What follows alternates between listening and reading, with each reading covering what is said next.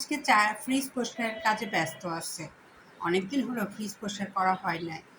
আর আমি ফ্রিজে পরিষ্কারের কাজে ব্যস্ত হয়ে গেছি। এই দেখুন অলরেডি অনেক কিছু নামিয়ে ফেলেছি, বাকিগুলো ছোটো বোনের ফ্রিজে রেখেছি।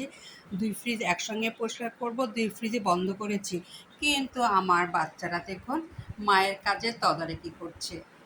আমার টাইসন সোনা তো সবসময় মায়ের কাছে থাকে, এটা আপনারা ভালোভাবে জানেন। কিন্তু অরোয়াও কিন্তু মা যখন যে কাজ করে অরোয়া কিন্তু সেই কাজে ব্যস্ত থাকে। আর পারলে মায়ের কাজে ডিস্টার্ব করতে চায়, এই হলো অরোয়ার সমস্যা।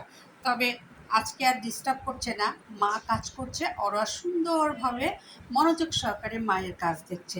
দেখুন আমি যেদিকেই নড়বো ও সেদিকে সরবে। কিন্তু একটু ভিডিওটা দেখাতে মন চাইলো যে আমার বাচ্চাগুলা কি সুন্দর মাকে অনুকরণ করে। মা যেদিকে যায় সেদিকেই থাকে, মা যে কাজ করে সেই কাজে ওরা ব্যস্ত থাকে। এই দেখুন, এই দেখুন। আর হ্যান্ডসাম মনে বাইরে বেলকনিতে বাতাস খাচ্ছে, কারণ ওখানে আমার বিড়াল আছে, হ্যান্ডসামের পাখি আছে, হ্যান্ডসামের টার্গেট হতো ওই জায়গায়। তবে এখন আর খেয়াল করবো না, আমার কথার সাথে সাথে টাইসনও খেয়াল করছে, এই দেখুন অরোয়া খেয়াল করছে। আচ্ছা ময়নারা, আমি ফ্রিজ দুটো পরিষ্কার করে তারপর তোমাদের সাথেই হবো, ঠিক আছে? হ্যাঁ, এই দেখুন।